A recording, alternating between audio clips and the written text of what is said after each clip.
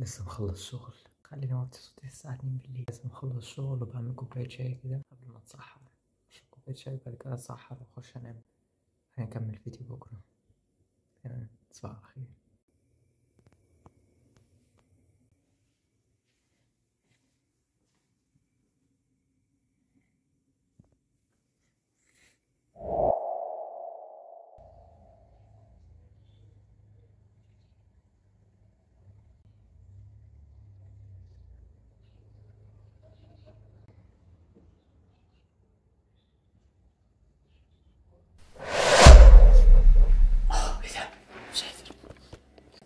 ايكو صباح الخير. انا صورت نفس اللقطه دي الصبح بس ما لقيتهاش تمام، فقلت خليني اصورها دلوقتي تاني. اللقطه دي بس انا ما كملتش كلام يعني. خليك معايا. في واحد كان كاتب لي على على اليوتيوب في فيديو كنت بنزله على اليوتيوب من 3 ايام حاجه كده، وكتب لي فيه كومنت هرد عليه، وكتبت له ان انا هرد عليه في الفيديو ده. اهو هو ده الكومنت. اقول لكم هيكون ظاهر لكم هنا. انا شايف فيديوهات حلوه وشخصيه محترمه، الله يخليك تسلم لي يا حبيبي. بس مفيش فيوز رغم انك قديم، رغم انك قديم. فايه السبب؟ وكمان حاجه تانية بيقول لك وطالما مش بتحقق ربح مكمل ليه؟ عشان انا لسه مبتدئ. خلينا بقى هنرد عليه دلوقتي. هو اعتقد لسه مبتدئ في اليوتيوب او لسه داخل اليوتيوب وبتاع. هقول لك وجهة نظري بفكرة 7 سنين وانا في اليوتيوب، حاجه كده. وجهة نظر مش انا احسن منك في حاجه خالص، والله انت ممكن تكون احسن مني، لكن انا هقول لك اللي فهمته في ال7 سنين دول كلهم، وشوف انت ايه اللي هيفيدك وخده.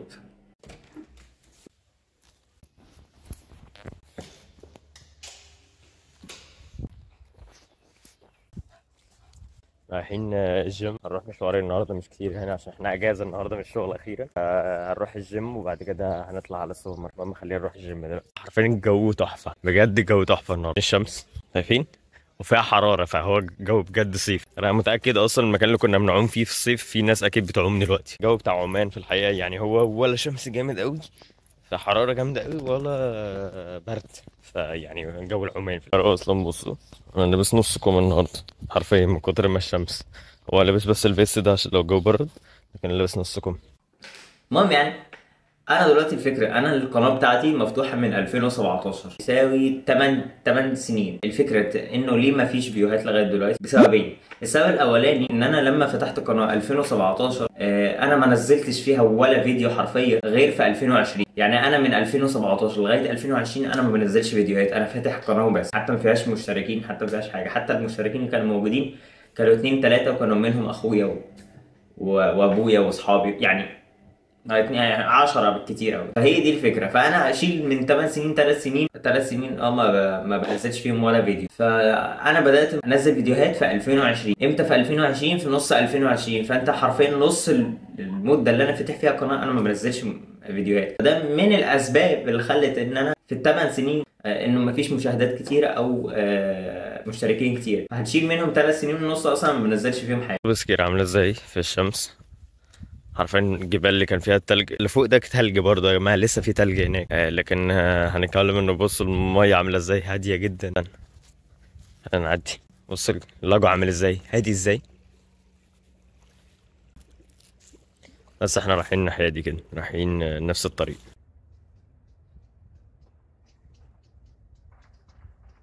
الجمعة فهوريكم اصلا المطاعم اللي كنت وريتها لكم فيديو قبل كده كلها كانت قافلة، دلوقتي كلها فتحت. واعتقد هيبقى في ناس هنا النهارده سياح المان وبتاع، السياح بدأوا يجوا. اهو بصوا كل المطعم ده كان قافل اصلا في الشتاء اول ما بدأت التصوير. اه كل الثلاث مطاعم دول اصلا مع بعض، الثلاثة دول. حتى المطعم ده بشكل لذيذ، كنت عايز اصلا عايز اخده لكن عادي بقى على شكل عربية وبتاع. المطعم الاساسي اللي هو ده اصلا هو ده المطعم الاساسي بتاعهم، والباقي فروع منه، فاهمين. المكان ده كله كان مقفول اصلا، ما كانش فيه ترابيزات وبتاع، فتحوه عشان الصيف وبتاع. احنا دلوقتي في وقت اسمه بالايطالي بريمافيرا، اللي هو الربيع اعتقد.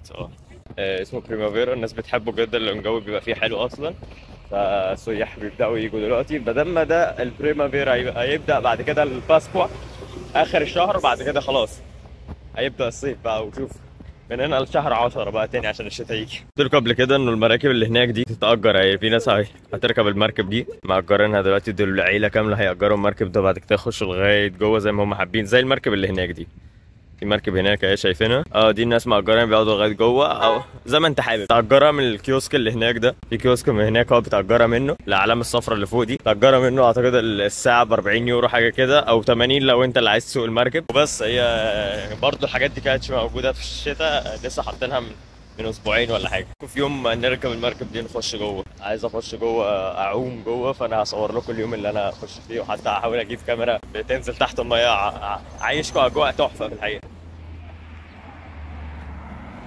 تاني حاجة، الثلاث سنين ونص التانيين اللي هنحسبهم بالشكل ده يعني ما بنزلش باستمرار. عملت 3 فيديوهات في مصر، وبعد كده قطعت قطعة شهر ولا شهرين. ما هي الفترة اللي أنا ما استمرتش فيها دي هي كانت عبارة عن إن أنا كنت في المغرب، كنت بدرس وبقدم الفيزا، فكانت الفترة ما كنتش عندي وقت إن أنا أصور، غير إن أنا بعد ما خدت الفيزا جيت سافرت إيطاليا هنا، فما كانش فاهم الدنيا ماشية إزاي برضه. اللي كنت لسه في إيطاليا، كنت لسه بتأقلم في البلد، فعشان هي دي الفكرة اللي خلتني ما أصورش في فيديوهات كتيرة. في الأول كنت صورت كام فيديو أول ما جيت إيطاليا، وصورت يوم السفر، لكن إن أنت تركز في التصوير وبتاع، أنت كنت لسه بتركز انت هتيجي تعمل ايه في ايطاليا، فاهمين؟ هي دي الفتره اللي انا ما صورتش فيها، ودي الفتره اللي خلتني ما استمرش فتره طويله يعني. فبس يعني وده اللي هياخد باله انه متابعني من زمان، انا كل شويه بعتذر ان انا بنزل بعد مده طويله، لكن هو ده اللي كان بيحصل فعلا. زي دلوقتي انا خلاص واخد قرار ان انا حرفيا هنزل كل اسبوع اقل حاجه فيديوهين في القناه دي، حتى لو ايه اللي حصل فانا ماشي بالشكل ده. انا صورت 3 فيديوهات مثلا في مصر، وبعد كده سافرت المغرب، قعدت اصور حبه حلوين. حبه حلوين دول ضربت فيهم شويه، كان في عندي فيديوهات بتوصل 60,000 55,000 كمشاهدات. فلو كنت كملت في الفترة دي كان زماني معلي خالص، لكن انا قطعت بعد فترة قطعت عشان كنت في دراسة وبتاع، وكنت رايح جاي، فما كانش عندي وقت ان انا اصور، او وقتها ما كانش عندي وقت ان انا اصور، لان انا ما اعرفش ايه اللي خلاني ما اصورش. لكن المهم يعني الفكرة التانية انه بعد كده نزلت مصر فصورت فيديوهين، بعد كده رجعت المغرب فصورت كام فيديو، وقفت تاني، وبعد كده حصل بقى فكرة ان انا بقدم الفيزا عشان اجي هنا ايطاليا وبتاع. المهم صورت اغلب، انا منزل 156 فيديو في القناه في ما يساوي مثلا 3 سنين ونص، فهنتكلم او هنقولها 4 سنين، ف4 سنين 156 يعني 39. فوكس اهو. المهم طلع 39 فيديو في السنه، فانا 39 فيديو في السنه خالص. المفروض انا كنت انزل اصلا فيديوهين في الاسبوع وبتاع كده عشان الدنيا تكبر. فدي من الاسباب اللي خلتني ان انا ما يكونش برضو في مشاهدات، وما يكونش في مشتركين كتير في القناه، مع ان انا قديم. فده رد على السؤال الاولاني بتاع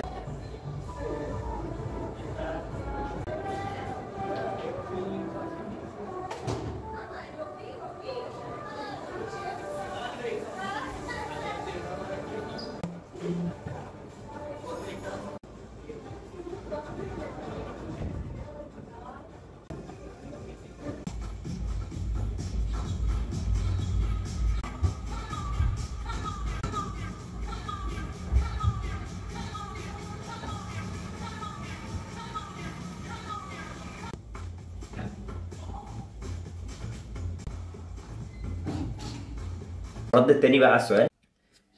شايفين يا جماعه؟ شايفين الجيم باين عليا يا جماعه ولا باينش؟ ولا باين اكتر؟ المهم انا اسف، تشغلوش بالكم اللبس ده.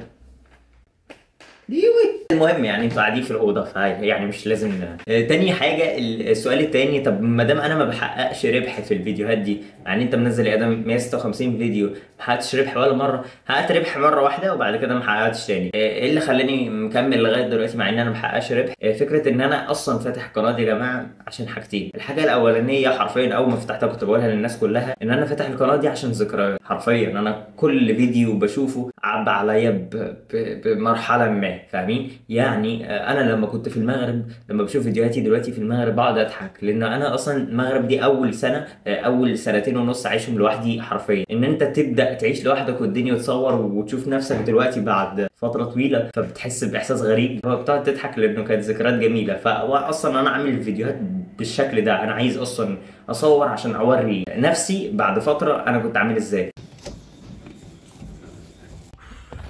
انا لسه مخلص جيم زي ما شفتوا، ما رضيتش اصور لكم لقطات كتير، اصلا صورت لكم تمرينتين بس مرنتهم وبس وطلعت، عشان صورت الثلاث فيديوهات اللي فاتت صورت وانا في الجيم، فعشان ما تزهقوش من لقطه الجيم شويه خلينا نقطعها بعد كده نرجعها قدام شويه. طالعين برضه السوبر ماركت، فاحنا مش هصور لكم كتير قوي في السوبر ماركت، هوريكم بس كام حاجه انا هشتريها. كنت انا جعان جدا حرفيا فخلينا يلا نروح سوا غلط. وتاني حاجه انا بعمل الفيديوهات دي لان انا اطور من نفسي انا كادم في التصوير. انا دلوقتي بدرس فيلم ميكنج، صناعه افلام، اللي هو تصوير وانتاج وبتاع. فانا بحب التصوير جدا جدا فوق ما تصور. ولو خدتوا بالكم انه اول فيديو ليا في القناه مش هو اخر فيديو ليا في القناه. في فرق شاسع ما بين الجوده، كواليتي، طريقه التصوير. انا مقتنع بجد هيبقى في احسن اكيد، لكن دي المستوى اللي انا وصل له دلوقتي. في مستوى هيبقى احسن كمان قدام. انا بشوف نفسي ان انا بتطور في التصوير وهيفيدني قدام في بروجكت انا هعمله في بتاع. ففي الفيديوهات دي مش هوريهم في البروجكت، لكن عشان لما ابدا اعمل البروجكت اللي انا عايزه او ابدا اعمل حاجه انا عايزها اكون واصل لمستوى انه البروجكت ده هيطلع احسن حاجه عندي، هيطلع احسن حاجه عندي. فانا عامل الفيديوهات دي لسبب كده، ان انا عايز اطلع احسن حاجه عندي في التصوير. في واحد كان كتب لي قبل كده طريقه التصوير بتاعتك ادم تعديل كتير. طريقه الفلوجات هي بتبقى بالشكل ده، لانه اصلا لو صورتها بشكل تاني هتبقى اوحش. لانه طريقه الفلوج اصلا عباره عن ايه؟ الفلوج ان انا بصور يوم، فيوم هيبقى عباره عن ايه؟ 1 2 3 4. فلو صورته بشكل بروفيشنال جامد جدا انت هتزهق اصلا. البروفيشنال عباره عن ان انا لو رحت مدينه ما او رحت عايز اكلمكم في شيء ما، فلازم اطلعه بروفيشنال عشان يطلعوا بالشكل ده. لكن انا ما بعملش الكلام ده دلوقتي. انا بعمل فكره ان انا بصور فلوج، انا يومي ماشي ازاي، رايح فين، جاي منين، وهي دي الحاجات اللي بتخليني اصور بالشكل اللي انتوا شايفينه ده. يا رب اكون جاوبت على السؤال بتاعك بطريقه كويسه، يا رب تكون فهمت، ويا رب تكونوا فهمتوا كل الناس اللي بتتفرج عليا. واسف ان انا طولت عليكم في الكلام كتير، بس يا رب يكون عجبك الفيديو. ما بصورش الفيديو ده كفلوج، انا بصور الفيديو ده عشان اجاوب على سؤالك واجاوب على سؤال ممكن ناس كتيره بتساله لي، حرفيا ناس كتيره بره اليوتيوب بتساله لي. يا رب اكون جاوبت على السؤال، ويا رب الفيديو عجبكم. ما تنساش بقى تعمل لايك شير سبسكرايب، فعلا حاجه زر الجرس عشان تعرف كل جديد. سلام. جسمي بس جاي من الجيم. سلام.